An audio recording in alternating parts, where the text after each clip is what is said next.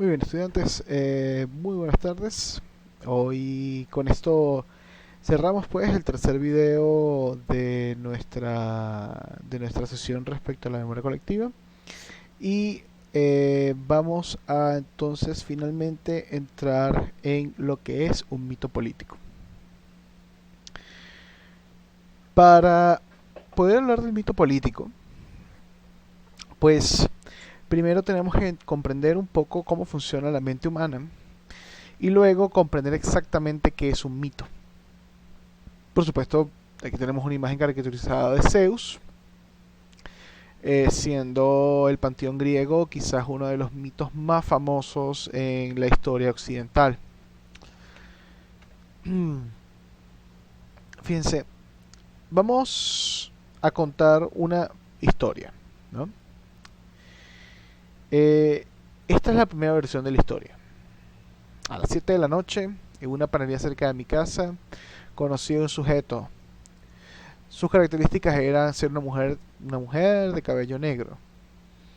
Me produjo una combinación de agrado, atracción y susto.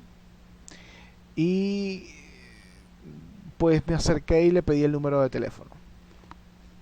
¿Ok? Ahora permítame contar la misma historia de otra manera. Ayer en la noche pasé por una panadería cercana a mi casa. Cuando entré vi a una chama de cabello negro tomándose un café. El Noche, corazón me dio un brinco y me sentí oyes. mariposas en el estómago. Podía haberme pasado la vida entera perdido en esos ojos azules. De verdad es que tiene una mirada hermosísima, bella. Estaba como un chamo de bachillerato, ¿sabes? Me sudaban las manos. No sabía si meterme las manos en el pantalón o qué hacer, ¿no? Le quería decir algo, pero no sabía cómo acercarme. Estaba ahí sentada, pues, haciendo en su mundo y que no vas a llegar tú y hola, mami, ¿cómo estás? Ahí fue cuando noté que al lado del café tenía un libro de Gene Sharp. Y no podía, no, bueno, realmente no podía creer mi suerte. Yo hace poco había leído un libro también de Sharp. Entonces me acerqué y le pregunté dónde lo había comprado. Una cosa llevó a la otra y bueno, ahorita le estoy mandando un mensajito a ver si nos vamos a tomar un café. La pregunta que tengo que hacerte es, ¿cuál de las dos historias entendiste más y cuál de las dos historias te hizo más sentido? Y luego hago una tercera pregunta. Normalmente cuando la gente echa un cuento, ¿cómo lo echa? De la primera manera, muy cortante, muy descriptivo, muy funcionalista. O de la segunda manera, con metáforas, con símiles, con aproximaciones, con errores gramaticales, con entonaciones, con ciertas entonaciones. Detrás de este ejercicio hay una pregunta muy importante. Cuando el cerebro del ser humano es una computadora o es un cuentacuentos como Homero y su Odisea. Somos criaturas racionales que operamos bajo ciertas leyes o somos acaso criaturas irracionales cu- cuya cuyo comportamiento es muy, muy difícil de predecir y controlar. Esta es precisamente la pregunta que se hace Jerome Brunner en 1990. Brunner había sido un psicólogo muy influyente en el estudio cognitivo, específicamente con todo el tema del modelo informático. Verán, en los años 60, aunque ustedes no lo crean, la psicología le costaba mucho trabajar el tema del pensamiento. Por, por algo muy sencillo, porque la pregunta que nos hacíamos los psicólogos era, yo puedo medir comportamiento, o sea, yo puedo ver cómo se comporta una persona y tomar notas respecto a eso, pero yo no puedo medir pensamiento. ¿Cómo mido yo lo que tú estás pensando? no tengo un aparato que me permite leer tus pensamientos y cualquier cosa que tú me digas, tengo que tomar de buena fe que tú no me estás ocultando información o estás distorsionando información. Entonces, no se puede, no se puede estudiar el pensamiento. Jerome Brunner dice, y otro grupo de personas en aquel momento dijeron, sí, sí se puede. Las computadoras tienen un sistema que no podemos observar, pero que opera de determinada manera. Y hacen procesamiento de la información. Y entonces de ahí surge una cosa que se llama el modelo informático, que no es más que lo siguiente. Vamos a abrir aquí un documento de Word. Un comportamiento dado, perdón, un estímulo dado, entendiendo como estímulo algo que está pasando a nuestro alrededor, lleva a un procesamiento de la información. Entonces, y ese procesamiento de la información, una vez más me disculpo, pero no tengo el teclado en español, desencadena naturalmente en un comportamiento. Para ponerlo sencillamente, para ponerlo de forma muy sencilla, con un ejemplo.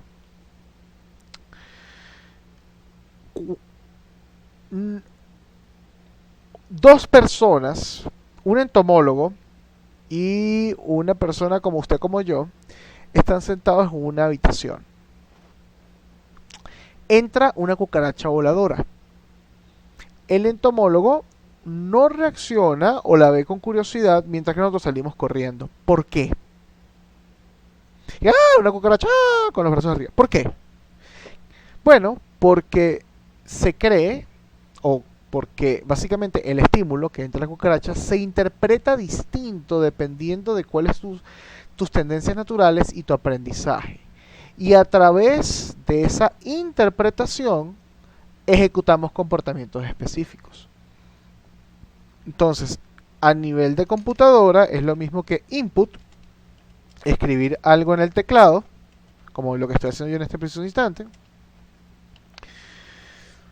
Processing, o sea, es decir, la computadora interpreta la instrucción de yo haber presionado en el teclado y tenemos output, que es la letra escrita en mi procesador de texto. Dale, que es relacionado a Carmelo en Action Armor.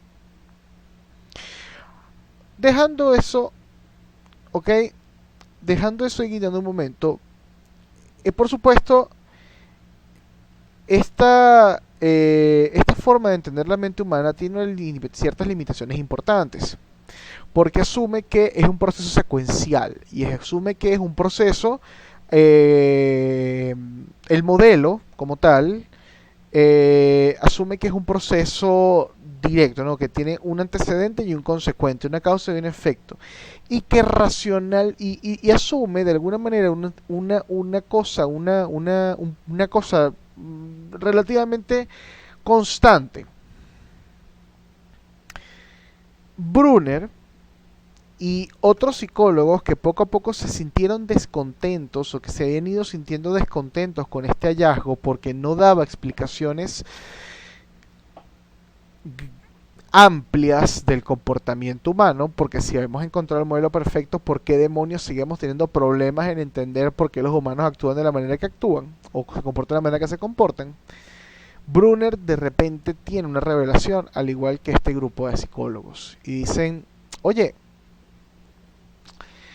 ¿será que los seres humanos no procesamos como una computadora, sino que lo hacemos de otra manera, que el modelo se nos quedó corto? ¿Qué es algo que pasa con relativa frecuencia en la ciencia?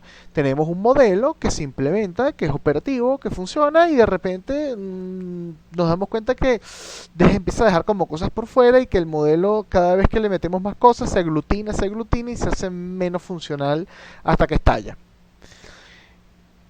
¿Y si no somos computadoras, qué somos?, se pregunta Brunner. Ojo, no significa que hayamos abandonado el modelo informático. De hecho, sigue siendo un modelo muy frecuente en la psicología. Solamente quiero hacer esa observación. Y científicamente es todavía el modelo más utilizado. Ahora, pero Brunner dice, bueno, pero si no somos cuentacuentos, si no somos criaturas racionales, computadoras, ¿qué somos? Y la respuesta le llega a Brunner, pues, desde lo obvio. ¿Cómo entendemos o cómo los seres, qué es lo que ha acompañado al lenguaje humano, al lenguaje desde el principio de los tiempos? Las historias. Desde que los seres humanos somos seres humanos, hemos contado historias. La civilización se construye en historias. Y todas las historias,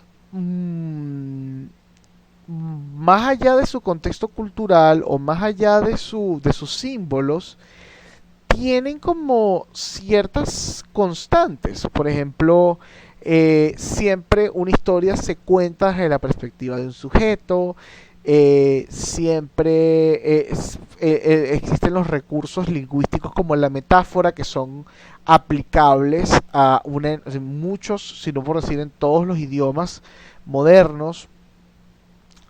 Eh, y nuestra cotidianidad está sumergida en historias. Cuando hablamos de nuestro día contamos una historia. Cuando describimos algo estamos contando una historia.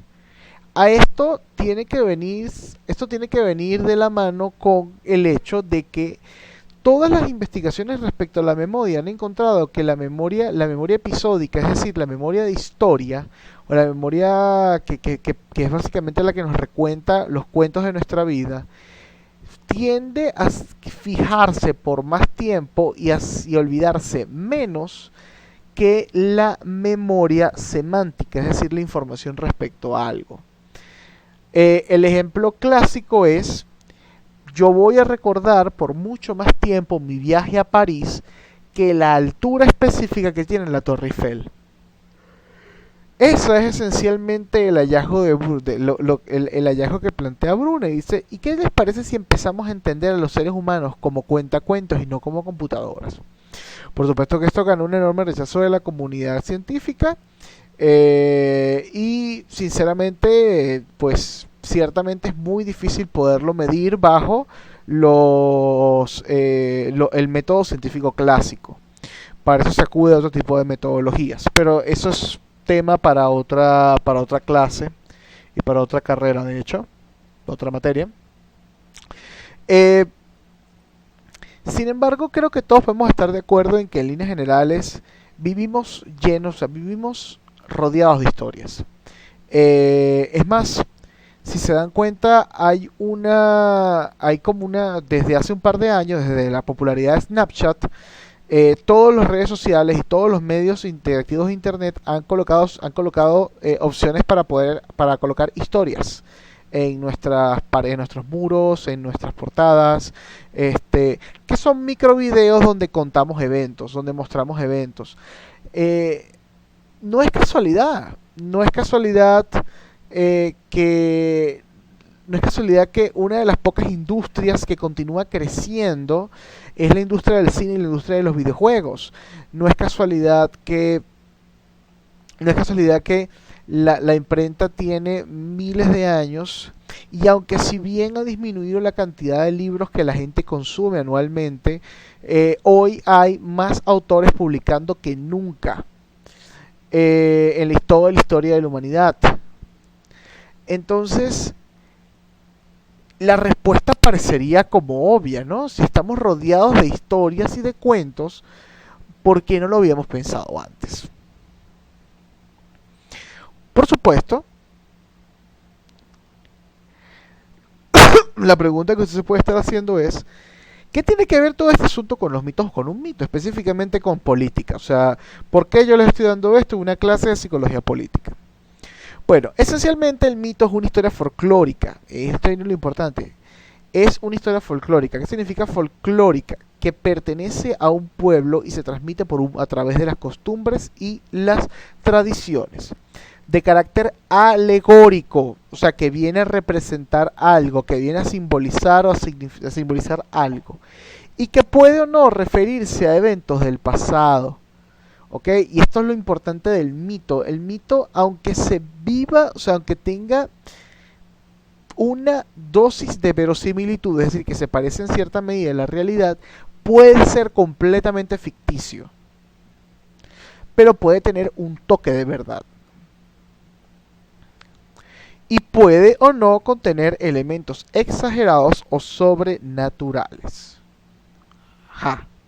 Entonces ahí es donde, por ejemplo, usted tiene el mito de Heracles, de Hércules, eh, que en alguna, porque por supuesto, dependiendo de quién cuenta la historia, en algunos casos Heracles tenía la fuerza de un dios y podía luchar contra una hidra de 12 cabezas. En otras versiones es simplemente un guerrero excepcional. O, como dice un autor francés cuyo nombre se me escapa en este momento, Excalibur, la espada del rey Arturo. La descripción que dan en la leyenda arturiana, que por cierto es escrita por un francés, la versión más popular, la descripción que dan de la espada Excalibur puede ajustarse perfectamente a dos descripciones: a la descripción de una espada realmente bendecida o a la primera espada de acero de la historia. Usted escoge. ¿Qué características tienen los mitos? Primero que nada, los mitos le dan sentido a las cosas.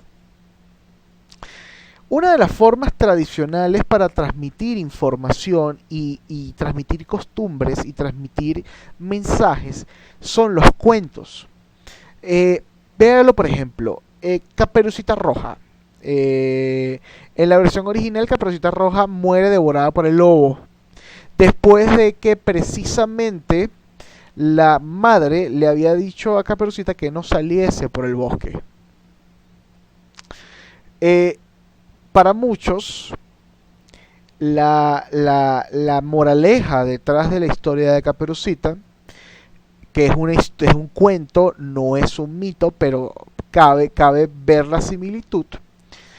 Para muchos, la moraleja detrás de esto es creer ciegamente en extraños te lleva a la muerte. Porque en la historia original, Caperucita es devorada y muere. Otro ejemplo que podemos relacionar directamente con un mito.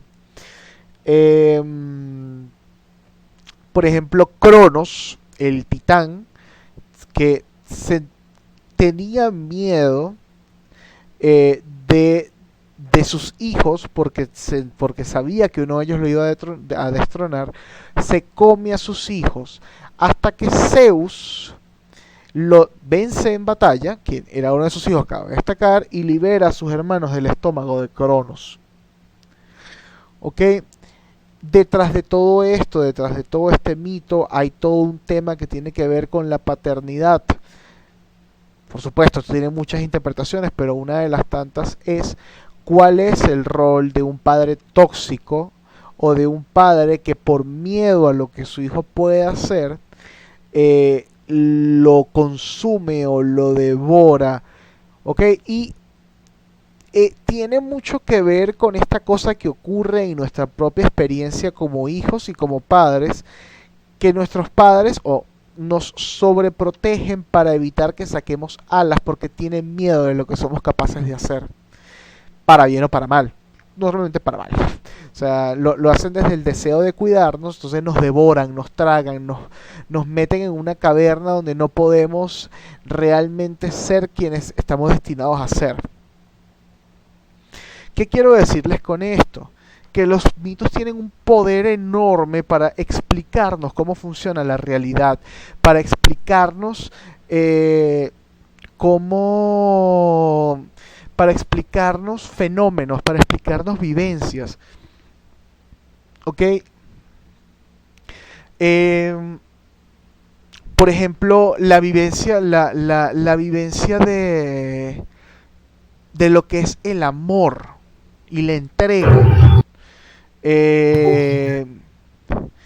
Que lo podemos ver Marico, que me echo una pelea de esta serie. que lo podemos ver, por ¿Qué ejemplo, has dicho qué? a través Las de... peleas en esta serie. Disculpen un segundo, por favor. ¿Cuál serie? Night Armor. ¿Ah? Might and Magic, perdón. Las peleas son brutales. Disculpen, estaba escuchando un sonido de fondo y me estaba distrayendo. ¿Ok? O por ejemplo, Romeo y Julieta, cómo nos da el sentido de cómo esta tragedia nos habla del amor y de lo fútil que es la entrega absoluta hacia el otro. Sí, una vez más, acuérdense que Romeo y Julieta no es una obra de teatro, no es realmente un mito. Sin embargo, a nuestra sociedad le da de alguna manera un carácter mitológico. Lo que les quiero decir es que estas historias, toda historia o todo mito, tiene detrás una forma de entender el mundo, nos ayuda a entender el mundo. En segundo lugar, son épicos, van más allá de lo cotidiano, son extraordinarios, están llenos de una energía que se escapa quizás a lo normal o lo regular o lo esperado.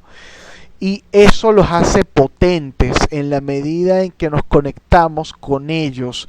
Deseamos formar parte de ellos, deseamos escucharlos y deseamos vivirlos. Y esto también usted lo puede ver en la forma en que nosotros contamos las historias cuando estamos echando un cuento. Hacemos ahínco en ciertas palabras, exageramos algunos eventos, eso ya lo vamos a ver, sí. Exageramos algunos elementos de nuestras historias tradicionalmente, a menos que tratemos de ser muy objetivos y muy precisos, ¿no? Pero tratamos como de meterle picante, sabor, de hacerlo un poquito más extraordinario de lo que realmente es. Y no necesariamente esto es una mentira, o no es una mentira en el sentido dañino, o en el sentido de que busca hacer que la persona crea algo que no coincide con el suceso, sino de una cosa, podríamos decir, de picardía, de inyectarle picardía a nuestra cotidianidad, a nuestra existencia regular. Y esto también es normal, y esto es fundamental en un mito y una buena historia. A nadie le gusta ver una película en donde el protagonista no le pasa nada. A todos nos encanta una película en la que el protagonista, dentro del ámbito que sea, si es una película dramática, entonces queremos que el protagonista sufra, pero sufra de verdad, o sea, que sufra todo lo que nosotros no podemos sufrir. Y cuando vemos una película de acción o de aventura, queremos que el protagonista sea heroico, sea más héroe que lo que nosotros podemos llegar a ser. ¿Ok? Entonces, a eso se refiere con el carácter épico. Por otro lado, los mitos son ahistóricos. ¿Qué quiere decir eso?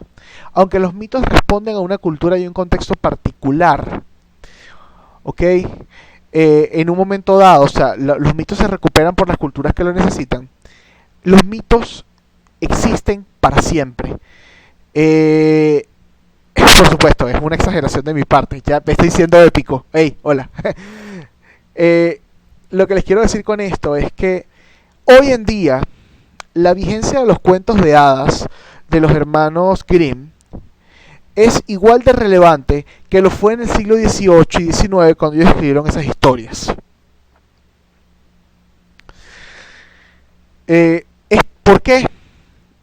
Porque aunque responden a una realidad social e histórica distinta a la nuestra, nosotros recibimos estas historias y les damos nuestro propio spin y las ajustamos, ¿ok?, a nuestro contexto actual. Por ejemplo, el profesor James Campbell, antropólogo, que por muchos años estudió la simbología de las tribus nativas americanas, descubrió algo bien particular. Cuando una tribu americana se movía o se mudaba de un sector a otro, por supuesto, lógicamente se llevaban sus mitos con ellos. Pero lo que lo hacía fenomenal es que cuando llegaban a un nuevo sitio, no agarraban y cambiaban los nombres de las cosas y les ponían los nombres de sus mitos. Entonces, si por ejemplo, obviamente que estoy mezclando porque los nativos no son griegos, pero por ejemplo, si yo llamaba, por ejemplo, si yo llamaba a un monte el monte Olimpo y luego me mudaba a otro sector, yo iba a buscar otro monte para también llamarlo Monte Olimpo. O sea, yo dotaba de significado del nuevo espacio y utilizaba los mitos para darle ese significado. Es como que nosotros de repente Caracas explote, nos vayamos a otra ciudad y digamos, y aquí vamos a montar la estatua de María Leonza, y allá ese monte que está allá se va a llamar el Guardia Repano 2, ¿ok? Y entonces, y esta zona se llamará La Urbina, y esta zona se llamará, y entonces empezamos a bendecir estos espacios. Escucha la palabra, bendecir estos espacios con nombres sagrados que representan para nuestra cultura algo muy importante. Lo mismo pasa con estas mitologías. Quizás, ¿ok? Quizás para nosotros la realeza o el enfrentamiento de feudal entre familias no tenga la relevancia que tiene en la obra de Romeo y Julieta. Sin embargo, todos podemos entender perfectamente lo que es un amor imposible. Solo que ahora no estamos hablando de los Capuleto y... ¡Ay, se me fue el nombre! No puede ser. Qué mal quedé. ¿Ok? No estamos hablando de familias en guerra o en lucha. Estamos hablando de una chavista y un opositor que se conocen y se aman y construyen una familia juntos. Un amor imposible. Familias que se quieren matar. ¿Me explico? Bien. El siguiente tema que está muy relacionado con esto, es que los mitos se reinterpretan una y otra vez. ¿Qué quiere decir eso? Que cada vez que usted cuenta el mito cambia un poco. Porque cada quien le pone su propio picante, su propia sazón. Y eso es natural. La información no se queda estática, no se queda siempre igual, cambia. Aunque usted no me cree, si usted leyó Harry Potter hace algunos años atrás, vuelva a leer el libro de Harry Potter y va a ver que lo va a leer con otros ojos. O su libro favorito, no tiene por qué ser Harry Potter, por supuesto. Y dése cuenta cómo lo que usted interpretó la primera vez que leyó ese texto no es lo mismo cuando lo lee una segunda vez. Y así opera el mito. El mito se puede escuchar varias veces y cada vez se va a interpretar de manera distinta, sea el actor o el que lo cuenta, o sea usted quien lo recibe. Entonces, podemos decir que hay tantas versiones del mito como la cantidad de veces que ese mito ha sido contado, multiplicado por la cantidad de personas que han escuchado ese mito o que vieron la exposición de ese mito. ¿Ok? Y ahí es donde entra todo este asunto de que una misma historia nos puede decir mucho a la vez. Regresando otra vez al tema de Cronos. Bueno, Cronos no solamente nos habla de paternidad, también nos habla de, por ejemplo, la lucha de la naturaleza y de lo irracional e incontrolable versus lo racional, lo humano de eso es la civilización. Porque los titanes vienen a representar fuerzas primordiales, mientras que Zeus y sus hermanos representan o tienen características propias de los seres humanos. ¿Qué hay detrás de eso? Cronos, tiempo, es derrotado por Zeus, por el hombre en el sentido también masculino de la palabra. Ganamos la lucha contra la inclemencia del elemento. Ahora podemos construir, podemos dominar la naturaleza. ¿Ven? Entonces ya no es una historia de padre e hijo, es una historia de la civilización humana. Se reinterpreta el mito. Por otro lado, los mitos son emocionales. ¿Qué quiere decir eso? Que transmiten en nosotros e inspiran en nosotros, no solo transmiten, sino que inspiran en nosotros ciertas emociones, despiertan en nosotros alegría, sufrimiento, drama, rabia, miedo. ¿Ok? Una buena historia es la historia que te tiene al borde de tu asiento, que tú estás leyendo tu libro y no puedes parar y te tienes que acostar a dormir porque mañana tienes un examen a las 7 de la mañana, pero son las 4 de la mañana, está demasiado bueno. Eso es parte de lo que es un mito, ese despertar emocional, esa movilización de nuestras emociones. Y lógicamente, como suele pasar siempre con las emociones, es profundamente irracional. Los mitos son irracionales porque no respetan las leyes de la lógica, no respetan las leyes de la causa y la consecuencia, no respetan las leyes naturales. ¿Ok? Todo es posible dentro de un mito. Todo es la magia, lo espiritual también. Pero si usted ha leído El túnel de Ernesto Sábato, por ejemplo, usted va a percibir una vida a la inversa. O sea, una vida inversa no, perdón, una historia contada al revés. Si usted lee Rayuela, lo puede leer en cualquier sentido. Las historias, mitos incluidos, ¿ok? Juegan con el tiempo. Es como cuando... en una película, los que no hayan visto la película Sexto Sentido, cómo toda la película opera de determinada manera y luego ocurre un suceso y cambia por completo la percepción de la película. Entonces, ¿qué pasaría si se supiese esa información antes de ver la película? ¿Cómo cambia? ¿Por qué? Porque hay una cosa allí con el tema de la percepción, o cómo cambia la percepción en función a en función a la secuencia de acontecimientos. O, por ejemplo, libros en los que tú lees un capítulo y te están hablando de un año y otro luego en el siguiente capítulo están hablando de lo que pasó en el pasado, y luego cómo eso interactúa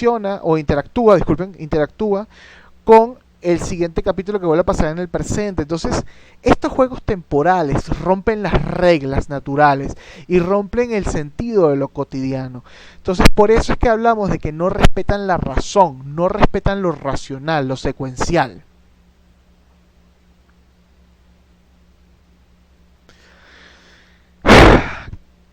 Finalmente, sabiendo que entonces que es un mito político, ¿qué es un mito político? Muy fácil. Es una organización de imágenes, símbolos, palabras, capaces de evocar instintivamente todos los sentimientos. No es un acto intelectual, sino afectivo y volitivo, que viene de lo más profundo, volitivo, o sea, que viene de lo más profundo de nuestra esencia y de nuestra emocionalidad, que se basa en la captación inmediata, totalizadora, sintética de una verdad relacionada con las más fuertes tendencias de un pueblo, de un partido o de una clase.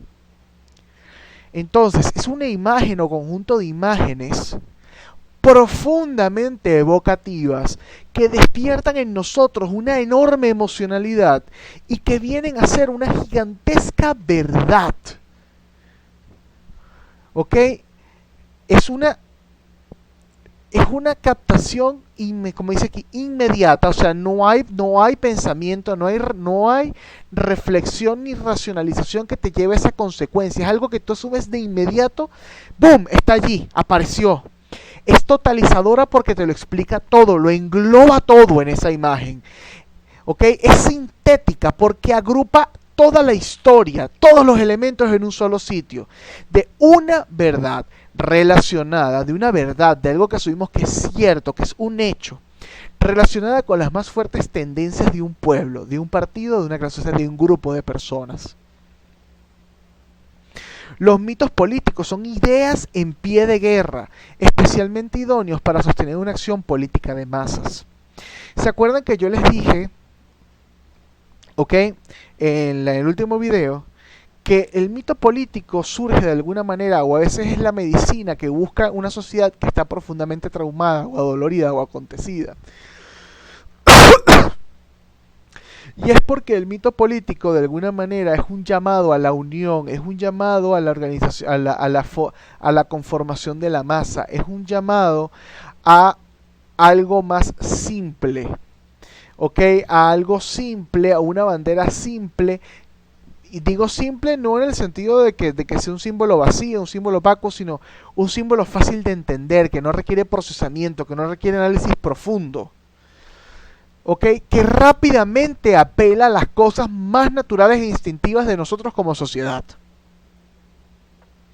Y eso de alguna manera nos da seguridad, nos da estabilidad, nos da identidad y nos da unión. Ok, ¿cómo se expresa un mito político? Porque sé que hasta ahora la cosa queda como un poco abstracta, ¿no? Bueno, vamos a ver exactamente cómo se expresa y estoy seguro que ahí va a quedar bastante más claro. Se expresa a través de lo que se llaman los mitologemas, es decir, las narrativas basadas en los mitos. Por supuesto, un mitologema puede ser una imagen, puede ser una frase, puede ser una historia, puede ser una canción, ¿ok? Un mitologema se puede expresar de cualquier manera. Por ejemplo, aquí está el primer mitologema que yo quería comentarles el día de hoy, cuando los cerros bajen. ¿Qué quiere decir cuando los cerros bajen? Eso es una amenaza, ¿no? Es una situación apocalíptica que descansa profundamente en la psique de los venezolanos y que cuyo mayor exponente suele ser el referente del Caracazo. Pero, ¿qué quiere decir? Bueno, que hay que tenerle miedo a los cerros, que hay que tenerle miedo a la masa, porque un sistema político se cae y un sistema social se viene abajo cuando esa masa emerge, cuando ese hervidero de descontento, de rabia y arrechera toma las calles. ¿Y de dónde viene ese mito político? Bueno, sinceramente,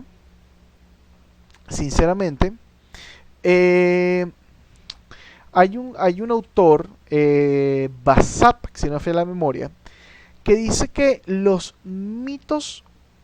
mito del alzamiento popular es el mito propio de las sociedades socialistas o comunistas. El alzamiento del proletariado en contra de las élites políticas que les oprimen.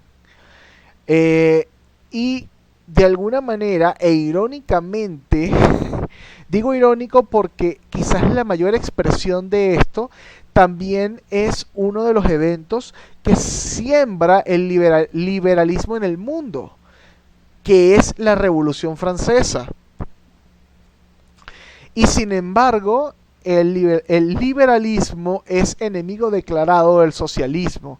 Son corrientes que les cuesta mucho integrarse entre sí. Y sin embargo, el socialismo se vale mucho del imaginario, del alzamiento popular, como la Revolución Francesa, para explicar qué es lo que está buscando, y es como un sueño, como algo idóneo, como algo que se busca. Y dense cuenta de lo potente que es esto, o sea, de lo potente que es esto como mito, porque ¿cuántas veces no hemos dicho a nosotros, bueno, es que esto no se ha caído porque el barrio no se ha rechado y el barrio no ha salido? Pero ¿quién puede encontrar un ejemplo en la historia de Venezuela en la que el barrio haya salido y eso haya causado el colapso del sistema gubernamental? Porque el Caracazo no fue. Porque la caída de Marco Pérez Jiménez tampoco. ¿Ok? Porque Juan Vicente Gómez tampoco cayó por presión popular. Entonces, Simón Bolívar, aunque sí armó el ejército, aunque sí armó un ejército de personas, ¿de dónde venía Simón Bolívar? Simón Bolívar era clase alta, igual que la gran mayoría de los libertadores. Entonces, ¿en qué momento en la historia de Venezuela realmente el alzamiento popular ha causado el colapso de un sistema político? Y sin embargo es una imagen muy poderosa para nosotros, que evoca una sensación de respeto y de miedo. Usted podría argumentar, bueno, en el 2002, cuando salió el pueblo a la calle a montar otra vez a Chávez, a lo que yo le diría, no, el pueblo salió a protestar en Caracas, pero quien monta a Chávez otra vez son los militares. que lo rescatan y lo vuelven a llevar a Miraflores. Entonces, es una frase muy interesante, pero es una frase que, y aquí volvemos otra vez a la cosa interesante, el mito no tiene por qué ser verdad, para que exista y lo vivamos y lo sintamos. No tenemos un referente histórico al que podamos apuntar con el dedo, más sin embargo, tiene un profundo impacto en la forma en que entendemos la vida política actual.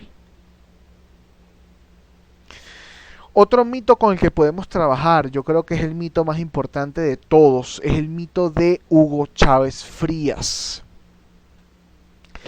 Y digo el más importante de nuestra historia reciente porque Hugo Chávez, sea usted afecto a su pensamiento o no, usted debe admitir que Hugo Chávez ha sido una persona de enorme influencia en la manera en que vivimos y hacemos sociedad en Venezuela. Sea porque usted lo ame o porque usted lo odie. ¿Okay?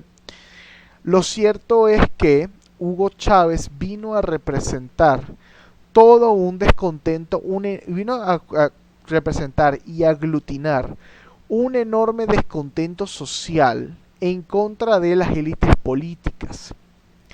Y al mismo tiempo, también vino a aglutinar un enorme descontento de ciertos sectores burgueses, una vez más, hacia ese grupo corrupto político. Sectores burgueses que por supuesto financiaron la campaña de Chávez. Y sin embargo, la gente no recuerda a Chávez como el gran amante de los burgueses, todo lo contrario, lo consideran un presidente del pueblo, que viene a ocupar el mismo espacio que Salvador Allende, que Perón, se me fue el nombre del brasileño, lo siento. Bien, quizás, bueno, Fidel Castro, gracias por Dios, el más obvio. ¿Okay? Entonces, esta figura mesiánica, usualmente de alguna manera asociado con los sectores revolucionarios, que viene a servir como el gran salvador en contra de de los intereses burgueses y de la dominación del patrón o del amo sobre el trabajador de la calle. Y es un símbolo muy potente. Yo creo que es un símbolo que nos marca como sociedad y que para muchas personas todavía está muy vigente. Porque hay muchos que sienten aún que lo que hace falta en Venezuela es una mano dura y es un líder, es un salvador que venga a ocupar ese espacio. Un salvador como por ejemplo Leopoldo López, ¿no? Claro, esta presentación cae un poco en desuso porque ya el PAN está libre, pero yo le decía a las personas en trimestres anteriores, cuando hablo del caso de Leopoldo López, una vez más como un mitologema, como una figura mítica, que de alguna manera su sacerdotisa, la sacerdotisa del culto a López, es Lilian Tintori. Cuando ella salía en cadena nacional diciendo, hoy Leopoldo está feliz, y yo decía, bueno, pero ¿cómo? Si tienes como un mes que no sabes del pana, ¿cómo sabes tú que Leopoldo está feliz? Y aquí es donde tenemos, y la gente lo acepta y grita y se emociona y se lanza sobre la noción de Leopoldo feliz y lo acepta plenamente porque racionalmente no tiene sentido, pero apela a esta cosa emocional del héroe sacrificado en una prisión por el bienestar de un país. No creo que hay que ser muy insensato para no darnos cuenta del paralelismo de la historia de aquel que lanzó un golpe de estado y fue injustamente aprisionado porque lo que quería era salvar a la gente un 4 de febrero, a el héroe que ha sido aprisionado porque en el 2014 trató de liderar un movimiento para salvar al pueblo. Caramba, caramba. El por ahora de Chávez, otro mitologema que es muy poderoso, que llama a decir que quizás la izquierda en algún momento no alcanza sus objetivos, pero no significa que va a desistir, que la izquierda nunca muere. Entonces decir un por ahora es enunciar que seguiremos en la lucha, que esto no ha terminado, que esto continuará. El que se cansa pierde es otra expresión de esa cosa, de esta mitología en torno a la noción del luchador, de la persona que está ahí en la calle todos los días cayéndose a golpes, resistiendo, porque el que se cansa pierde. Y ahí es donde entramos dentro de la figura mítica del héroe, la figura del mito del héroe, que tiene una enorme y profunda relevancia el día en nuestra sociedad, y voy a tocarlo, y disculpen si hiero sensibilidades. Pero antes de eso, por supuesto, tengo que mostrar el mensaje de amor del presidente difunto, o expresidente difunto Hugo Chávez Frías.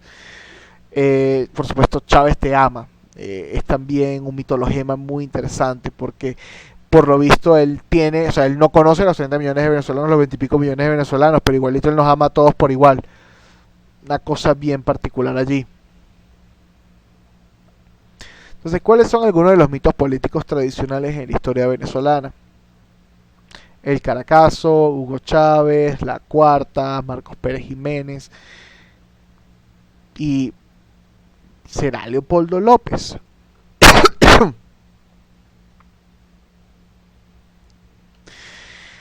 Bien, como ejemplo de esto, yo quería tomarme unos últimos minutos para hacer un análisis respecto a una situación que estamos viviendo en Venezuela.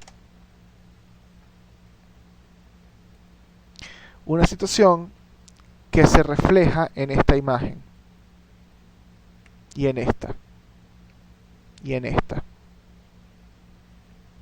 y en esta, y en esta. El mito del guerrero, el mito del héroe, para ser más específicos.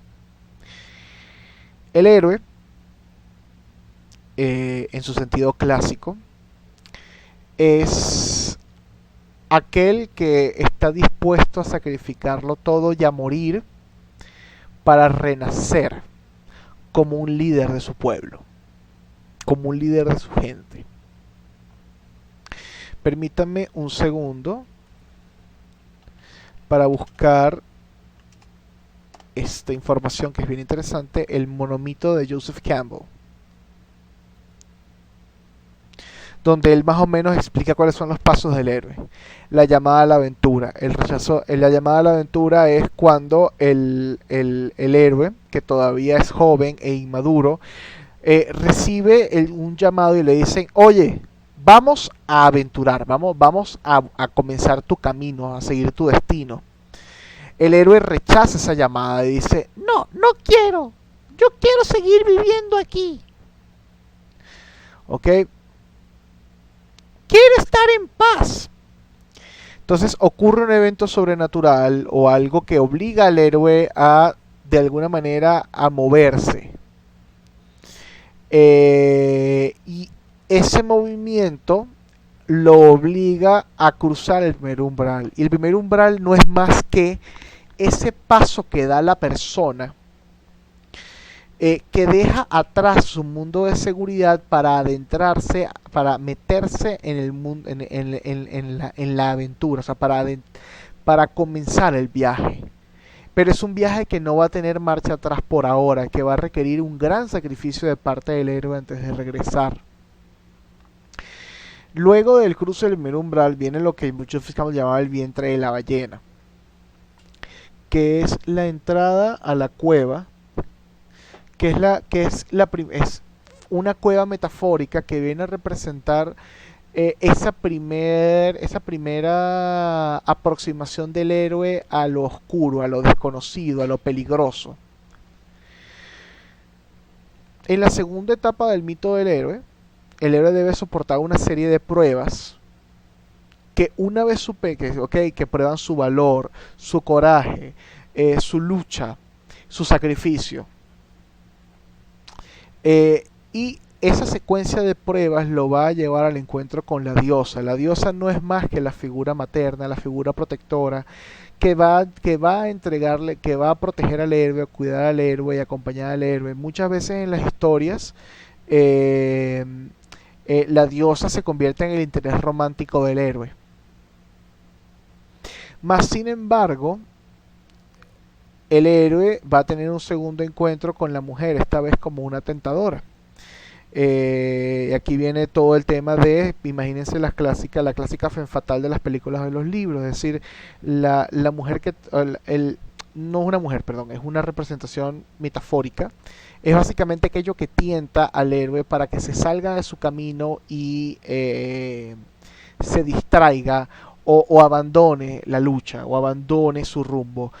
Para ponerles un ejemplo no femenino, por ejemplo, cuando Jesús se retira 40 días al desierto y es aproximado por la serpiente que le ofrece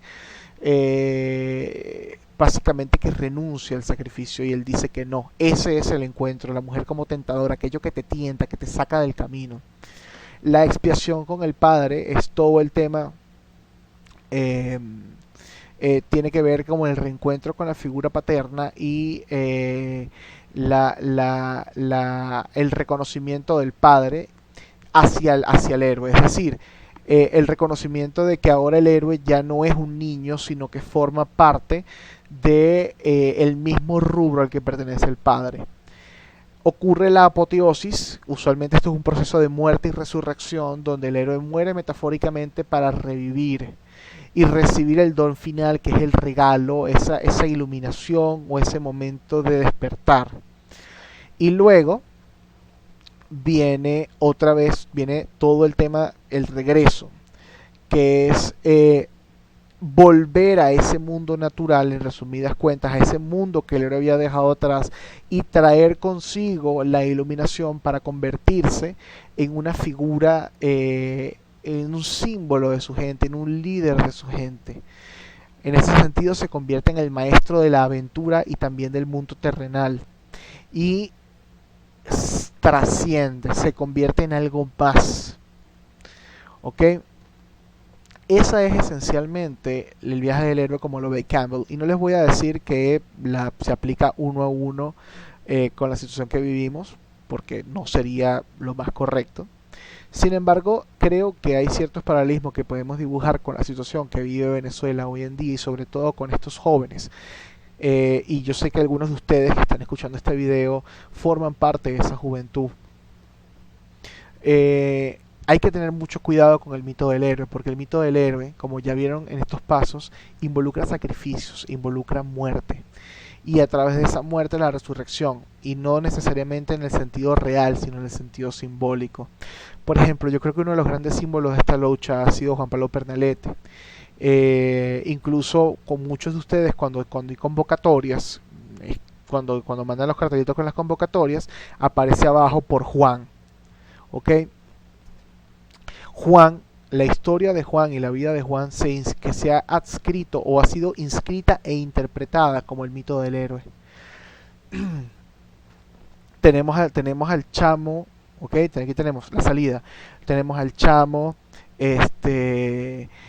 con una beca basquetbolista, que quería un futuro para Venezuela, que se quería quedar aquí, que quería luchar, etcétera, etcétera, etcétera, etcétera, que escucha ese llamado a la aventura, ese salir a protestar por su país, ok. Y que y que al salir a la calle, vivir lo que vive y pasar todo lo que pasa, finalmente llega a la apoteosis. ¿Y qué es la apoteosis? Es la muerte. Desafortunadamente en el caso de Juan es una lacrimógena en el pecho. Pero esa muerte viene acompañada de una resurrección, y esa resurrección viene a ser de la mano de quienes siguen en el mundo terrenal y utilizan y evocan, disculpen, no es utilizar, es evocar el nombre de Juan como una forma para inspirar lucha. Quien fuese Pernalete, en algún momento se convirtió en la Universidad Metropolitana en un signo de lucha, en un símbolo que representa eh, eh, ese sacrificio heroico. ¿Ok? Sin embargo, hay que tener mucho cuidado con esto, con este símbolo y con este mito, porque de alguna manera hemos visto cuáles son las consecuencias de ello. El enfrentamiento de la resistencia contra la Guardia Nacional es una lucha asimétrica, donde estos escudos que estamos viendo en esta imagen son todo lo que tienen para defenderse. Y estamos hablando de su oponente. Wow, son tanquetas, son armas de fuego, son bombas lacrimógenas. Y a menos que dentro de nosotros contemos con un Capitán América, yo no conozco ningún escudo que pueda romper una tanqueta en la mitad. Lo que les quiero decir con esto es que fíjense cómo todo este asunto, fíjense cómo opera el asunto del mito y cómo sin darnos cuenta nos adscribimos a ese mito, y no necesariamente ustedes, muchachos de la resistencia, sino la gente que los rodea, la gente que les aplaude, que los llama héroes. ¿Ok? La gente que se inspira en ustedes, también les han asignado ese rol. Dense cuenta que no es algo que solamente se construye por un grupito, sino que es aceptado por toda esta comunidad y compartido de distintas visiones por esta comunidad. Entonces, esto es un llamado de atención y de reflexión, no para recomendar que la persona, o sea, no para manipular a nadie ni para pedirle a la gente que deje la calle. Yo creo que cada quien tiene que tomar su decisión. Sí es una invitación a reflexionar el rol que estamos jugando y el papel que estamos jugando dentro de la mitología y los riesgos que eso acarrea para nosotros y para los que nos rodean. Entonces, bueno, con eso oficialmente terminamos ya los 3 videos. Junto con estos videos vamos a hacer una actividad de foro, que va a ser nuestra tercera y última evaluación en esta materia. Les deseo un feliz día a todos.